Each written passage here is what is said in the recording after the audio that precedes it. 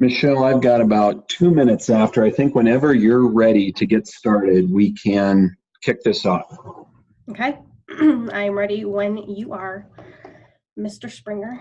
I am ready to get started here. The only thing I'm going to do here is I'm just going to make sure my volume's up all the way. I think it's about as good as I can get it. Okay.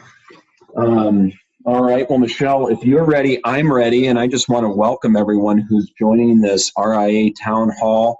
Happy holidays to everyone who hopefully had a great Thanksgiving and, like me, is probably amazed that we are at the end of the year.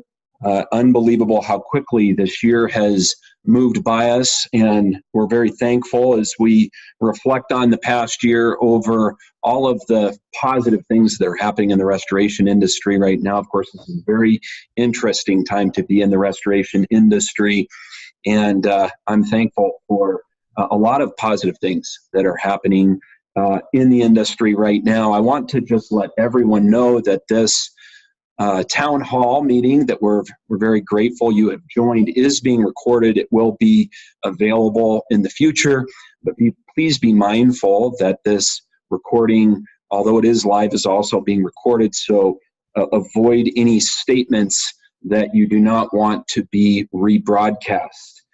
So with that in mind, I'm also thankful that Michelle Blevins has agreed to join us today. Michelle, thank you for joining us and being willing to moderate this session. We appreciate your acumen of the restoration industry and being willing to jump in with us here and have this conversation. I also do want to thank folks for their willingness to be flexible here with us as we started to explore what Facebook Live for this large of a group joining us online was going to entail. We realized that Zoom was just going to be a much better platform for this, and so we certainly apologize to anyone who was trying to log into Zoom, and if you've had to get frustrated in trying to log on to Facebook Live and then you weren't able to join us live and you had to watch the recording, we apologize. As we have town halls in the future, which we certainly hope will continue to be a way that we can communicate with our members and constituents. We hope that in the future this will not have any further confusion. You gotta love technology until you have to deal with technology. So with that, Michelle, I'm going to turn over to you and let's kick off this discussion. We also have there on your video Mrs. Katie Smith. Katie, thanks for being here as well. Katie is a lot of times our technology and social media guru, so we're grateful for Katie spearheading a lot of this. And Katie also is a member of the executive committee for RIA's board of directors. She is a member of the AGA committee, which I know there's sometimes people have questions about what is the AGA committee. We'll talk more about that. And so I just want Katie to feel very comfortable at any point that Mark is rambling to jump in and offer her comments or clarifications if that's needed. So Katie, thank you for being here as well. And at any point, you just feel free to jump right in. All right, Michelle, it's all yours. Well, thank you very much to the RIA for inviting me to be part of today. This is really exciting. I'm glad to be part of these discussions. There's so much happening in the industry right now, and it really is exciting. I wanted to go over a couple housekeeping things since we are using Zoom and there are more people joining us right now. If you are joining right now, can you please be sure that your microphone is muted and your video is off? You can do that by hovering over the screen, and on the bottom left, there's a mute button and a stop video button. That will avoid us from having any technical difficulties, any feedback, stuff like that. And again, as Mark said, this is being recorded, so just be aware of that. There is also a chat option at the bottom. Again, if you hover over your screen, you can click on chat, and there's a group chat that will pop up on the right-hand side of the screen. So if you have questions along the way, please feel free to type them there, and Mark or I will try to get to them and address them maybe toward the end or throughout if there's time. So we're here today to discuss a myriad of issues related to the restoration industry, especially things related to the RIA's Advocacy and Government Affairs Committee and its mission. So I want to go ahead and jump right in at this point. And I want to start by asking Mark to just really explain what the AGA committee is all about, what its purpose is, who's part of that committee, the mission, and where you guys are headed. Yeah, thanks, Michelle.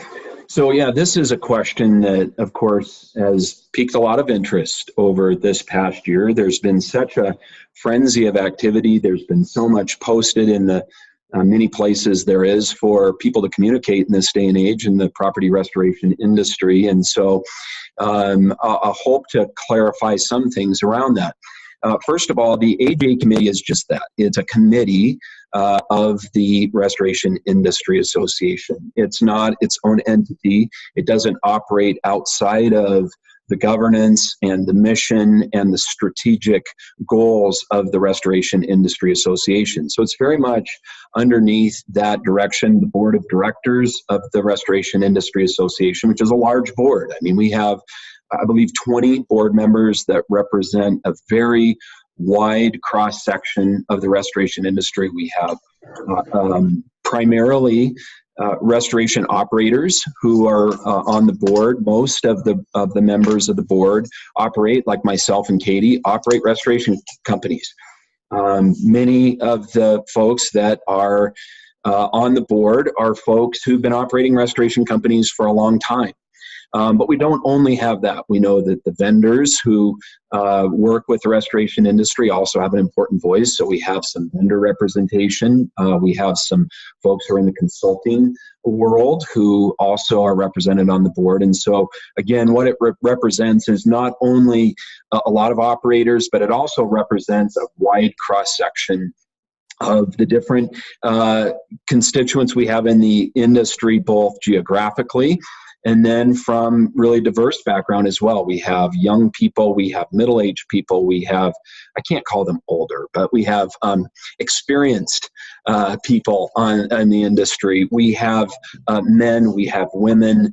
So we really have a wide and diverse group of folks. And all of these, of course, are operating within the governance and the bylaws that we have, which mean you can't be on the board forever. So it's not as though we have anyone on the board who's been on the board for 30 years who just is directing or pulling the strings behind the scenes. So RIA, of course, is a long-standing organization. It's been around. This next year will be 74 years. We're excited in 2021. We'll have our 75th anniversary. It's a very strong organization as far as its financial management. RIA is probably in the best place it's ever been financially. And so all these things that we're blessed to be able to do, we take very seriously because we believe that as members of the board, we represent first and foremost our members. And we also have a responsibility to be good stewards of the funds that we have, for example, and the mandate that we have. And within that, that's really where the AGA committee was born. Previously, we had a legal committee. It was, I think, called Legal and Government Committee, if I'm not mistaken, Katie. Wasn't that what it was, Legal and Government? And it really wasn't doing a lot. And so over the course of the last couple of years in our strategic planning sessions, this goes back about, I think, 4 or 5 years. We had one of the first strategic planning sessions that I was a part of in Canton, Ohio. We started talking about all these threats that we call them the existential threats that restorers face now. And these are expanding all the time. And really, we honed it down to a couple of areas that were really key that impact restorers every single day. One of them is the estimating platform that we use now. And of course, as a lot of people are talking about right now, the issues with Xactimate specifically have become front and center. And so we'll talk more, I know, about those in a little bit, but Xactware was one. The other issue is third-party consultants. All of a sudden, as restorers, we started finding that we would finish a project, especially on large commercial projects. And after everything's completed, several months later, we have this third-party consultant come into the project who says, hey, by the way, we're going to hold your invoice hostage until you do X, Y, and Z. And this is a real problem. We have interference with contracts in these issues. We have really an unfair playing field for restorers that was impacting their business every single day. And then we have the third-party administrators, the TPAs. We had a conference in Nashville a couple years ago where we explored a lot of these issues, and we see restorers' businesses being affected in profound ways every single day. Of course, the last one is regulatory and legislatively as well. And contract contractor's voice was completely lost or missing. We didn't see that restorers were having the opportunity to be a part of the discussion that affected their business every single day. And we said, at the Restoration Industry Association, we have to have a very specific element of our strategy and what we are working on every single day addressing these issues.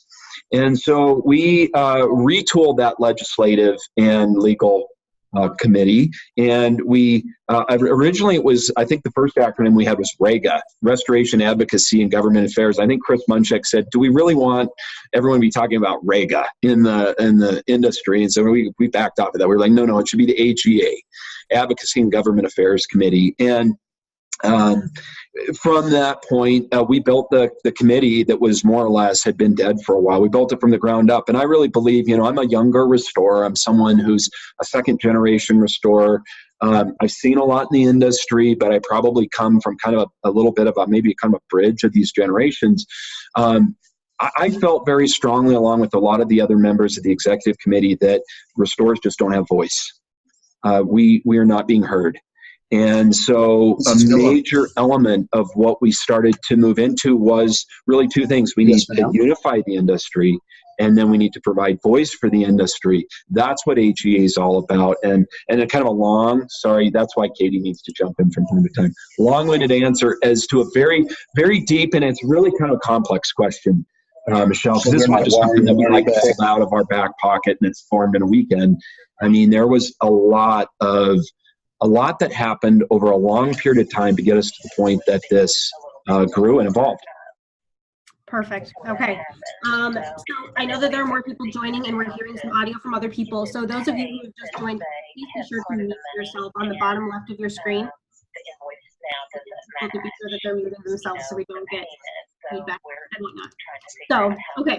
I'm going to keep going here. So within the AGA, one of the first things that happened was creating this committee. And for a while, Ed was the chair of the committee. And since then, he's been the restoration contractor advocate and actually hired by the RIA. So it's my understanding that there are kind of some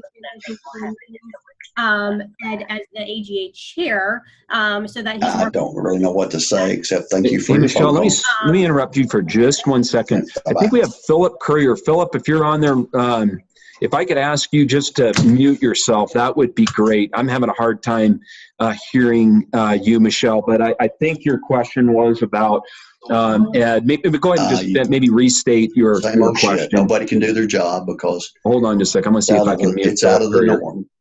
Philip, can you hear me, buddy? Philip Courier?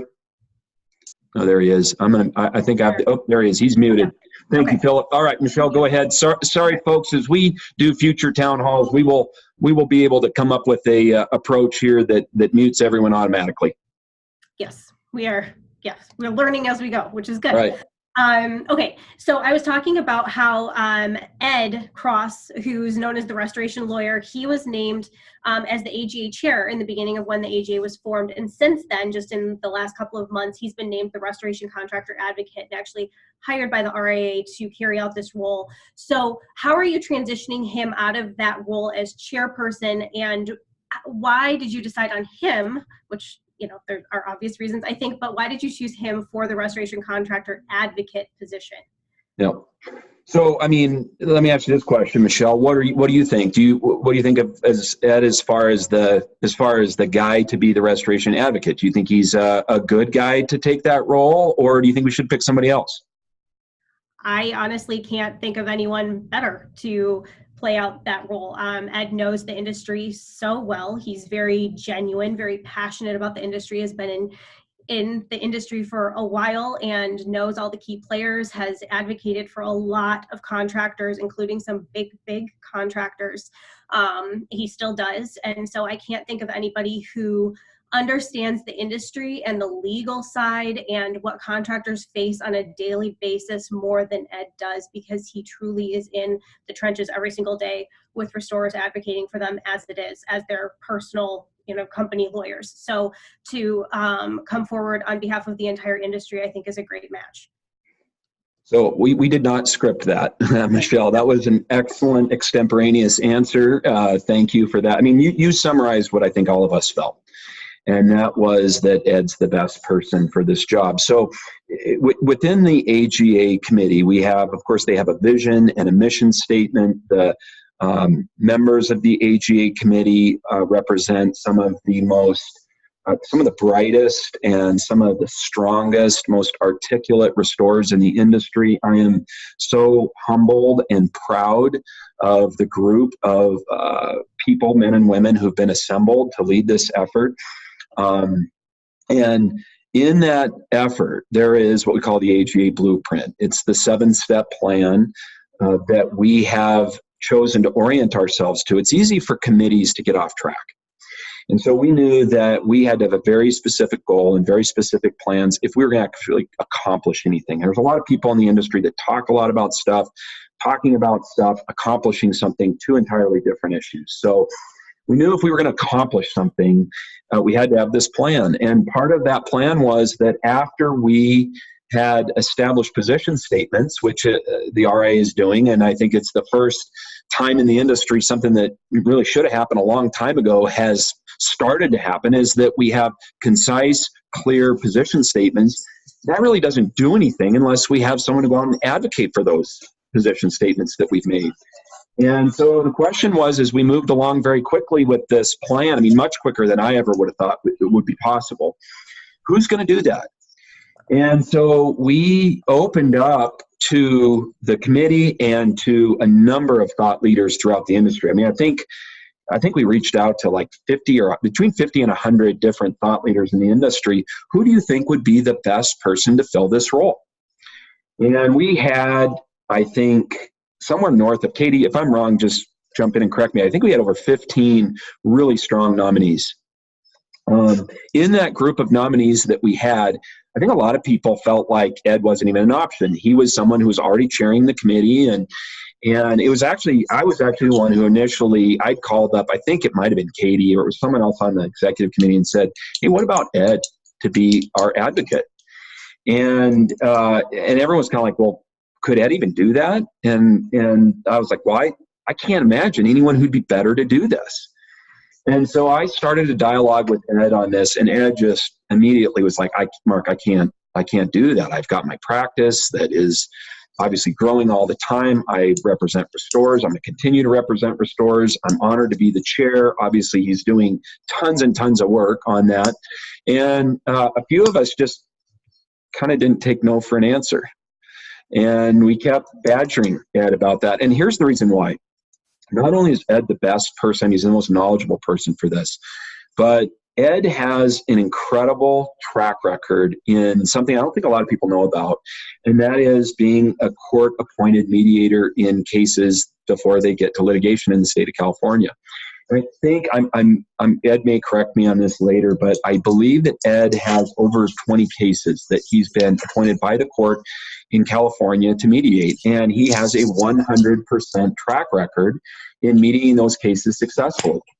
And that just meant a ton to me, because we don't need someone to just go in and blow stuff up. We need a strong voice, but we got to get stuff changed. I mean, if we just go in and blow stuff up, it might make us feel good for a short period of time, but we need results here. We need a win.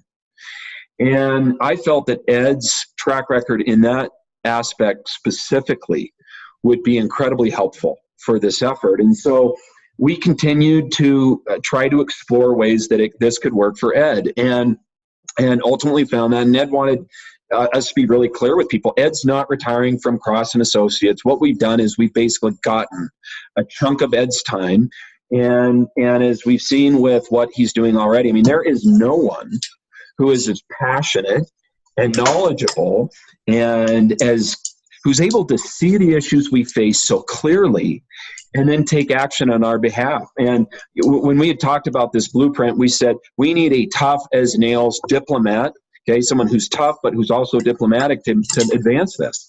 And I think in Ed we found the right person. Now, ultimately, we're probably going to have multiple restoration advocates. I mean, we can't, as this grows and as we have opportunity, there's going to be opportunity to have other subject matter experts come in to work in an advocacy role for us. And it's going to, I think, evolve over time. But for right now, for today, Ed Cross is the right man.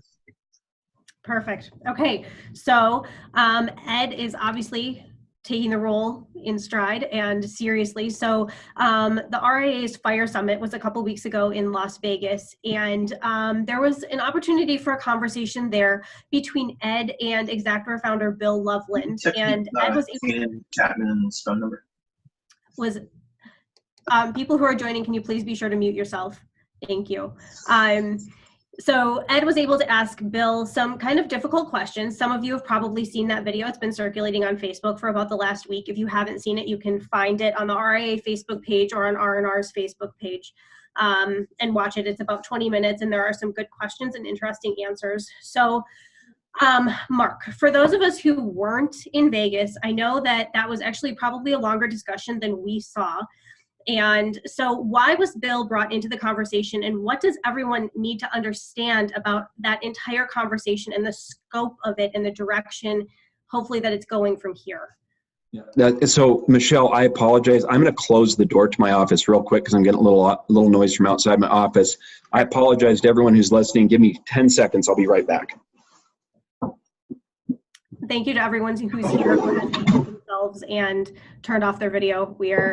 And we appreciate you coming over here from Facebook. That's awesome. We are glad to have you all here. And again, there is a chat portion on the right-hand side. So if you have questions throughout, please feel free to type in questions, and Mark will try to get to them at the end. Excellent. All right, Michelle. And so again, my apologies to everyone for having to jump away from the screen there for a second. So the backstory on Vegas. So Vegas was the Technical Fire Summit in Las Vegas. It was held in conjunction or co-located with the ISSA show, which is a massive show. I mean, I think there was like 15,000 people there for the ISSA show. And the topic was very needed, very necessary. How do we advance fire restoration within our industry? Steve Lowry and the team that put that event together did an amazing job. Anytime RIA has an opportunity to get restorers together, while we want to see the technical aspects of our industry advance, we also want an opportunity to talk about what's happening within this AGA movement. And so on the first day of the event, we had an update about AGA, and a little bit of the backstory. How did it form? What are our goals? And then after that, Ed started to discuss some of the current discussions that are happening with Xactware right now with respect to some of the challenges that we're all facing, that restorers are facing today, that we continue to face. And really, in a lot of ways, very positive discussions are happening around these issues. And in the audience was Bill Loveland. Bill is one of the founders of Xactware and someone who has been very involved in the industry, in the restoration industry, very supportive of the restoration industry for a long time. And on day 2 of the event, after a lot of these updates were provided to the attendees, Mr. Loveland and Ed Cross had a discussion about what Bill considered to be, what Mr. Loveland considered to be, some areas where Xactware was being unfairly mischaracterized. And I want to be very clear, within RIA, our goal is not to embarrass anyone. Our goal is not to mischaracterize anything. We want to be fair. But we also, in the spirit of fairness, want to make sure that that is a two-way street. We want to make sure that the environment that restorers face and that we operate in every single day is fair and sustainable. I mean, this is the way I talk about it all the time. Our industry has to be sustainable so that 10 years from now, as a lot of us see the next generation of restorers start to take over, that the environment or the ecosystem that they're working within is sustainable and that they can continue to operate in that place. Because what we do for our customers is incredibly important. And what we do every single day is not only important to our customers, but all the employees we have in our companies, on the teams that we run. I mean, what we have for them is their livelihood. And we're really concerned about some of the areas and some of the ways, some of the trends that we faced. And so as Mr. Loveland expressed this to Ed offered him an opportunity to address the audience and to set the record straight. And I commend Mr. Loveland for taking that opportunity. I think stepping onto the stage and taking that opportunity took courage for what he was about to do. And I want to say, I mean, I've used Exactware and for over 25 years, and I think in a lot of ways Exactware is a great tool. I think the way that Mr. Loveland and his family members, when they designed that, it was designed to help contractors. It was designed to be something that would be a good and useful tool in our industry. And Mr. Loveland and I, when we've talked about this over the years, we've talked about Exactware just being a tool. It's a tool to help us run our businesses. And so that's how that started. Mr. Loveland asked for the opportunity to set the record straight. He stepped onto the stage. Mr. Cross made it clear that the entire session was being recorded, that everyone should be careful about any comments that they made there in that setting. And of course, what transpired next was uncomfortable. And it was, I think for a lot of people that were there, it was a little awkward. Someone told me it felt like they were watching mom and dad have an argument. And, again, it was not our goal in that scenario to embarrass Mr. Loveland at all. And I think some people may see it that way, but that wasn't our goal. Our goal is to have a place again where restorers can get answers, to where we can see an environment that has not been equitable can change. And while it's unfortunate that some of it's uncomfortable, I think if we're going to change this industry, we're going to have to be okay with some uncomfortable discussions, period. Because every single day across the state of Montana, I have 6 locations across the state of Montana, we work on thousands of claims every single year. And every single week, somewhere across the state of Montana, one of my estimators writes an estimate, and an adjuster comes back to my estimator and says, we aren't going to pay this invoice. Well, why not, Mr. Adjuster? Because you're not using the Exactware price list. We only pay off the Exactware price list. And we have told the adjusters, well, we can't use the Exactware price list because it's not accurate.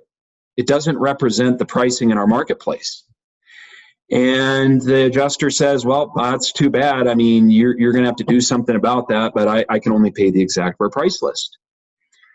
And that situation is not acceptable.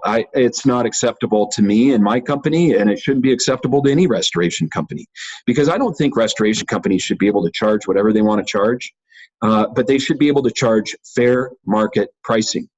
And I will point out specifically the area that it should never have gotten to where it is today, but it's what we face every single day in our restoration companies, is that restoration labor is right now at half the price of equivalent trades. If you take a electrician, if you look at a HVAC mechanic, if you look at a journeyman plumber, if you look at any of those trades, the restoration technician is half that value. And I can tell you this, I compete with the exact same labor pool for those people in my marketplace. And I can't pay people the $12.48 or whatever at cleaning the base price that the Xactimate labor retail price is based on, and compete in my marketplace. And so what we've been told, and what Mr. Loveland said when he addressed these issues, is that, you have to provide feedback and you have to help us with this. And I can say in good conscience, and I can look Mr. Loveland in the eye, and I could look any person in the eye and say, you know what? That is exactly what we have done. My company, we have uploaded thousands of estimates that reflect our local price. We have called Exactware dozens of times to provide feedback. And you know what? Until very, very recently, that didn't change. And in many areas, it still isn't changing. And until that voice is heard, and until we can change this issue, We're going to keep having uncomfortable conversations, and people are going to, they may be upset about it, and they may feel that some people may say it's not fair. And I can just say, if we want to talk about fairness, I can get you a room of 100 restorers and we can talk about what's fair, because what we've dealt with for a long time isn't fair. And it's not fair to their families. It's not fair to the future of this industry. And as long as that continues, I'm going to fight this fight. And I know some people don't like it when I use words like fight, but right now, until we can move the needle on this, it's going to be just that. Katie, I see you're shaking your head somewhat, but do you have anything you want to add to that? Because I know you were involved with the AGA committee, and you are obviously involved in a lot of these discussions. Feel free to pull me back between the guardrails if needed. I think you're right on the point. I just want to add that anything that we're doing is not to be sensational. It's that we have a job to do and we want to get it done, and we want to be good stewards of the people who have made an investment in this movement, and Ed is working on our behalf, and we just want our contractors to feel like someone has their back. But more important, we want to be transparent with our members, obviously, but with everyone that's involved. And so it's not for likes, it's not for shares, it's to get a job done. And we're going to keep doing whatever it takes to do to get that job done. And some of that's going to be hard. And, sometimes there's outcomes that people don't agree on.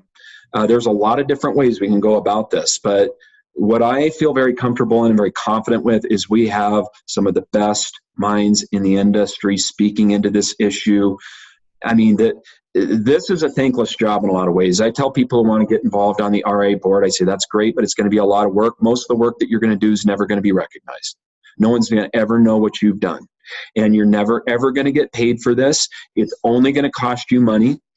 I was looking back at my time over the last year. I got over 1,000 hours into RIA over the last year. And all that's done is cost me money. Every time I get on an airplane and go somewhere, it costs me money. I don't get reimbursed from that. I don't get a stipend for that. I don't get a salary for that. I don't get anything for that. But we do this because we think it's the right thing to do. And because we care. This industry's given a lot to us. We need to be able, I use this description all the time, we need to be able to leave this better than we found it. And if we can unite around that, let's leave this better than we found it. Let's not be fractured anymore.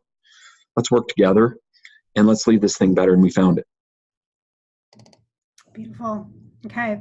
So I want to move away from the AGA stuff a little bit and talk a little bit more about the RIA and its mission. Every year the RIA has some kind of summit. So this year it was the Fire Summit. Last year it was the Content Summit, which I had the privilege of attending in Detroit. Before that there was a TPA Summit in Nashville. So the RIA is really big on continuing education. So can you talk a little bit about the Fire Summit from this year and what the overall goal of that summit was, outside of obviously this discussion that kind of took the center of Absolutely. the event?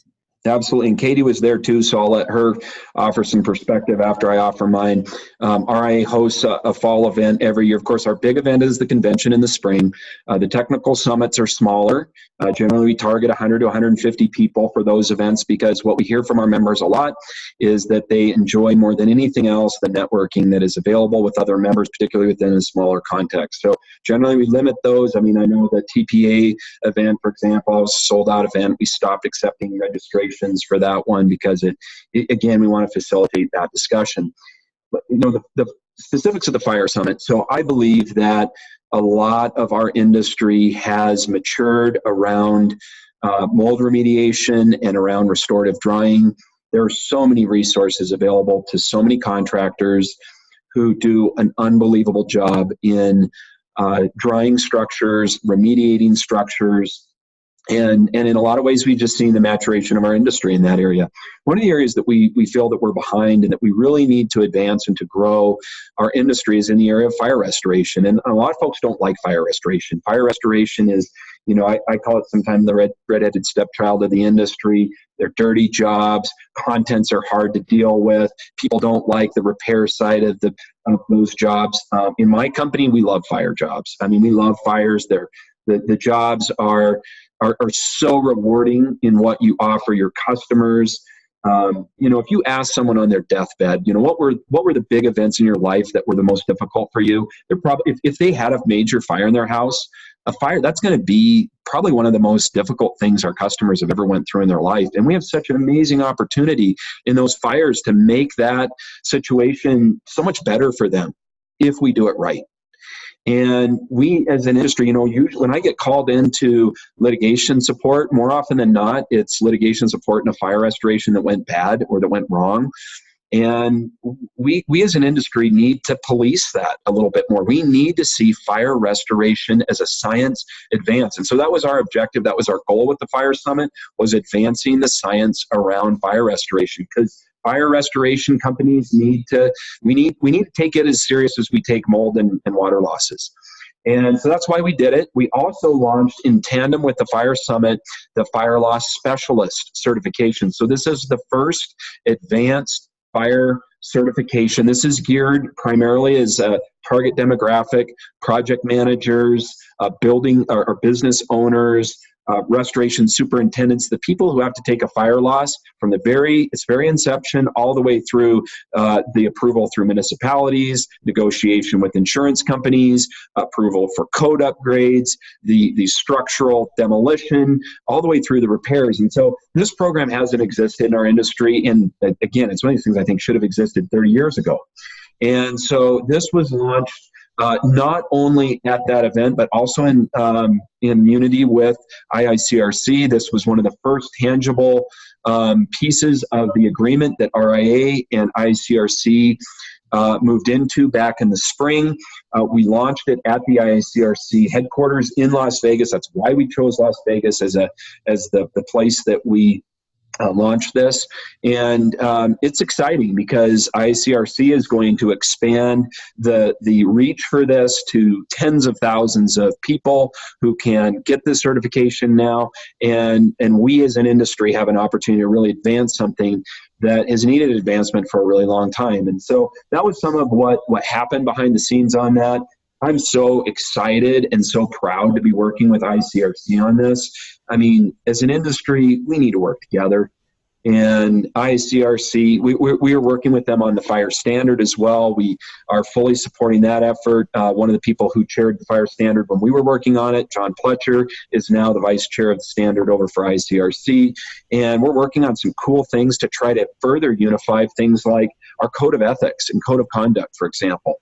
Why do we have a bunch of these in our industry? Why don't we have one that we all agree to and work from? And so as leaders within ICRC and RIA, these are the sort of things we're working on that, again, for me, anytime that we can be working to unify, anytime that we can be working to build voice, we're doing a good thing, and that's what we're going to stay focused on. Yes, absolutely. All right. So on that note, so I know that there are some people watching today who probably are not RIA members. So Mark, why is now truly probably one of the best times ever to jump on board? It's time to be an RIA member, get involved. There are many ways to get involved. And there are a lot of benefits to being an RIA member. So Mark, can you detail a few of those?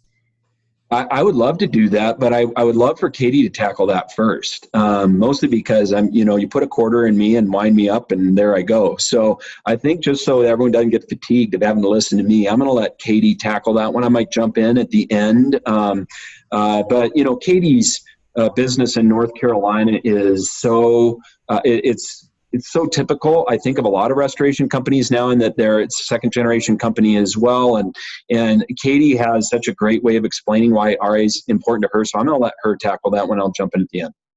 Thank you, Mark. And for me personally, the best way that I got involved in RIA was just to go through the advanced designations. And I just built relationships there that just led from one place to another, and finding different ways to serve and different ways to get involved. And this is just a really exciting time for RIA right now, and the relationships that you can build within this group are just things that can help you every day in your business. And there aren't many days that I don't reach out to someone that I've met through this group and just, bounce ideas off, back and forth, and just say, hey, I need some help with this. And you may be across the country, but it's just nice to have that relationship. And we provide so many different platforms for people to gather and to network.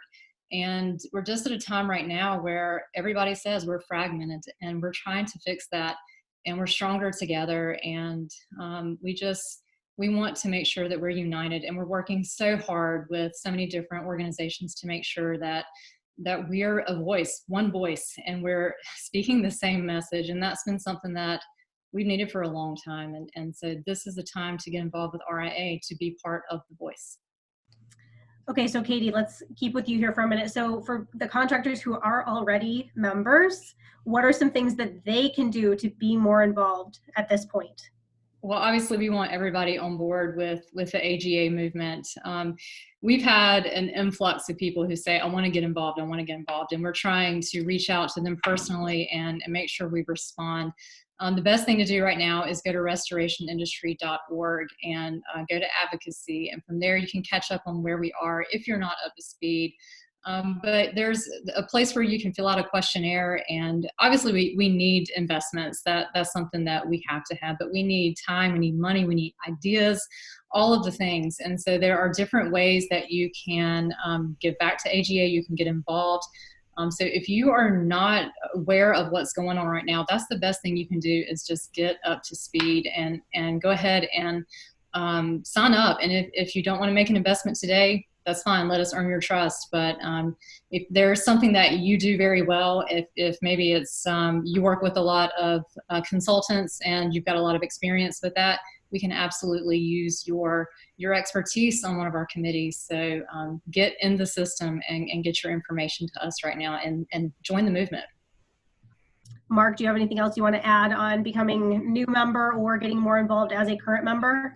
So couple comments. The first one would be as to, beyond what Katie said, which was a great summary. Plan on being in New Orleans. I believe it's April. Is it April 13th, Katie? It's on our website, obviously. That is the International Restoration Expo. If you want to find out what's happening in the restoration industry, I think anyone who was there in Phoenix last spring left empowered. They left encouraged. They left with new tools in their tool belt. And that's what we want to do. As a board, we talk all the time. If we can't add value to our members, then we can't do it.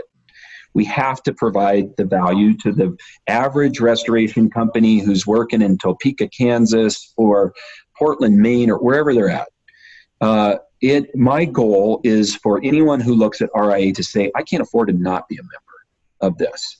And so if you show up in New Orleans, that is a great place for you to get involved. And here's some of our challenge, is that we get, with this AGA movement now, we have hundreds and hundreds of people who have said, hey, I want to get involved. But, what we need is we need to know that the people who want to participate are actually going to participate. Because over the years, I have had many, many people who say, hey, I want to get involved. And what sometimes folks do, they want to add to their resume, build their resume, be on a committee, put that on their resume. But this is hard work. I mean, showing up to conference calls and talking about the hard stuff that happens behind the scenes that never shows up in lights and never shows up in magazines or on posts or whatever else, that doesn't, a lot of people don't like doing that. But it's hard work. So what you need to do is let us get to know you, show up, and be ready to do hard work. And be prepared to do hard work in a way that's professional. Because when we get together, you can make a name for yourself and saying a lot of nasty stuff and blowing stuff up. But we need people who actually want to make it better. And that means that you've got to do it in a way that's professional, and you got to do it in a way that's going to help the industry move forward. And if people want to do that, when I was a really young guy in the industry, I remember saying, hey, I want to help out. And I kind of got pushed. I kind of got the stiff arm. And initially, I know how that feels. I was discouraged by it. And I felt like, oh, I guess they really don't need me to get involved. But I kept going to events and making connections. And then over time, people start to trust you. And they start to trust that they can count on you to show up over and over again.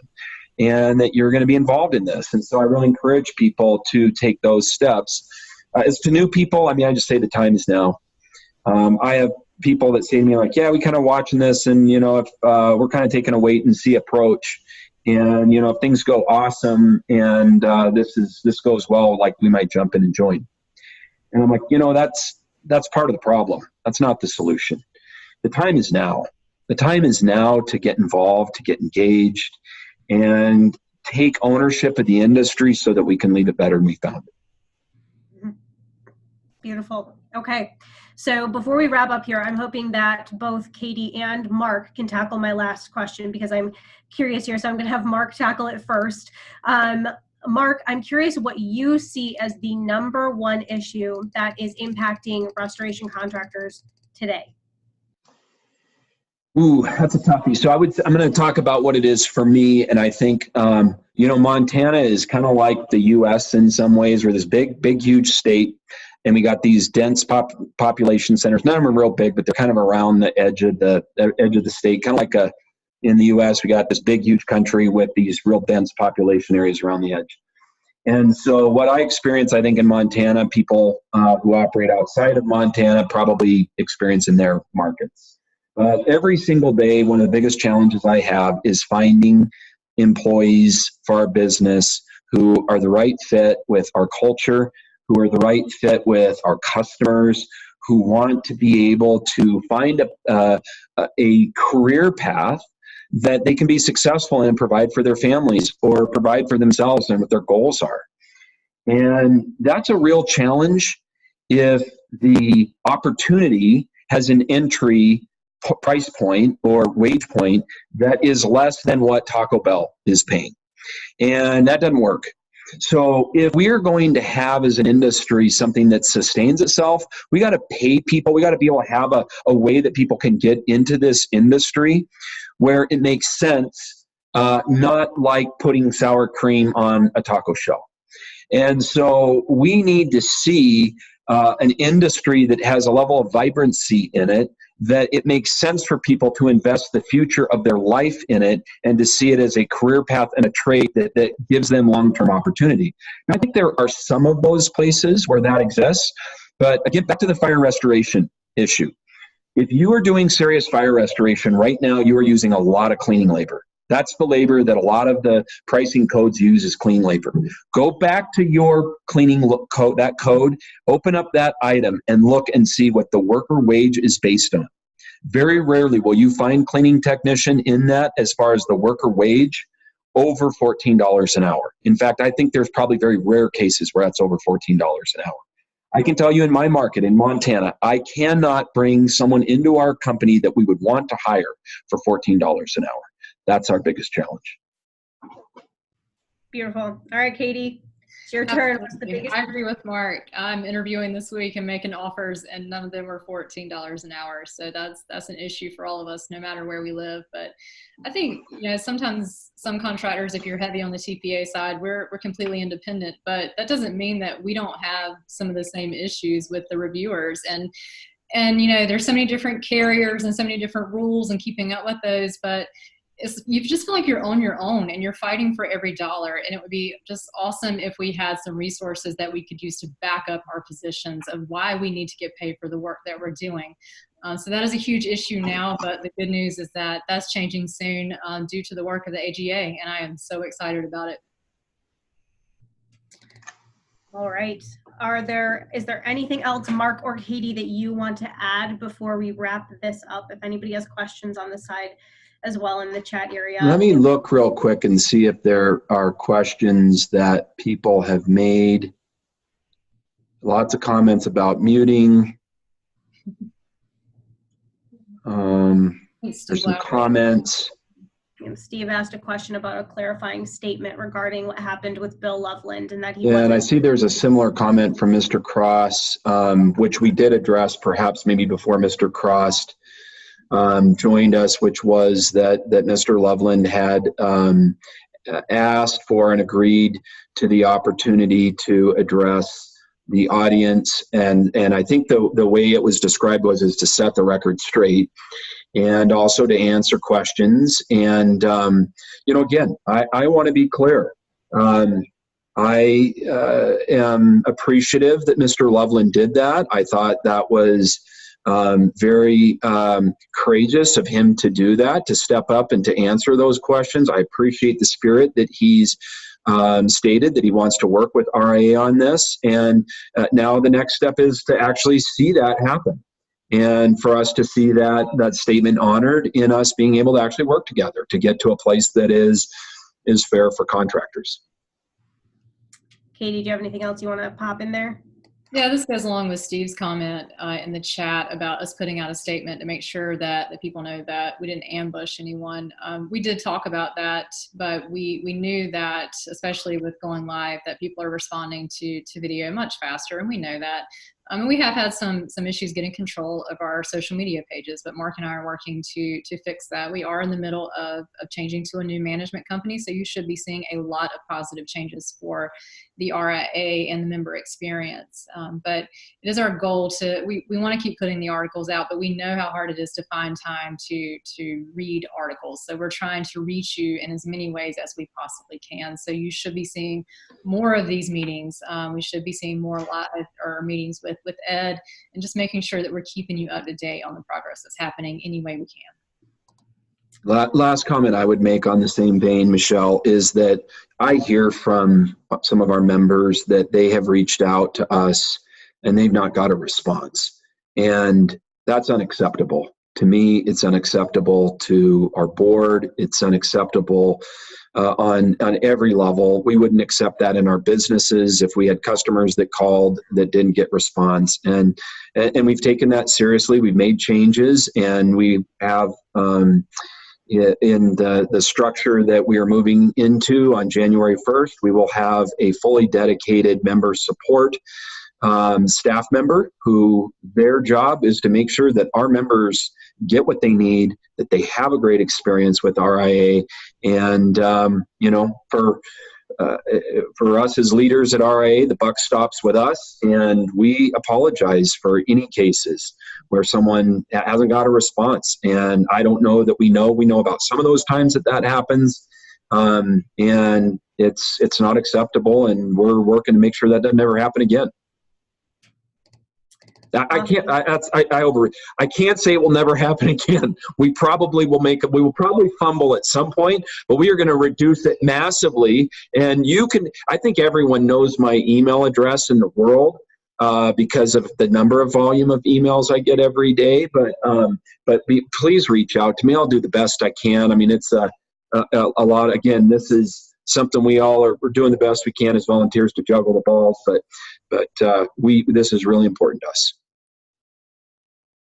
Okay, well, thank you very much to everyone who has joined us here today. Again, this was being recorded, so hopefully we will be able to post this again to share. And for people who are curious on what the AGA is up to, there are monthly AGA reports that are out. You can find those on the CNR website, the RIA website, which is restorationindustry.org. You can find them on R&R's website. You can find them on Facebook pages. There are monthly updates everywhere. So please be on the lookout for those so you can keep up to date on what's going on, plus looking for future videos like this. I know Mark, who is the president-elect of the RIA, and the rest of the board are really passionate about making sure that they are communicating more with the industry and what's happening and keeping you all up to date, like Katie said. So thank you again to everyone who joined us here today, and please be on the lookout for when this video is reposted so you can share it with your followers to show them what's happening in the industry, because there are great things happening. Excellent. I just did the worst thing a guy can do. He just put my email address in the chat comment. So I'm a glutton for punishment. So mark@dayspringrestoration.com. Michelle, thank you so much. We appreciate all the support that R&R has given to this movement. Thank you for posting our reports. I think the AGA reports are one of the first times that the industry has cross-published a document in every place possible. So that's so encouraging to me. Thank you for doing that, for being here today. We just appreciate your support and partnership. And thank you to everyone who's been with us. Please join us in this movement. And you'll hear me say many, many times, the best is yet to come. So join us for that future. Absolutely. Thank you. Thank you.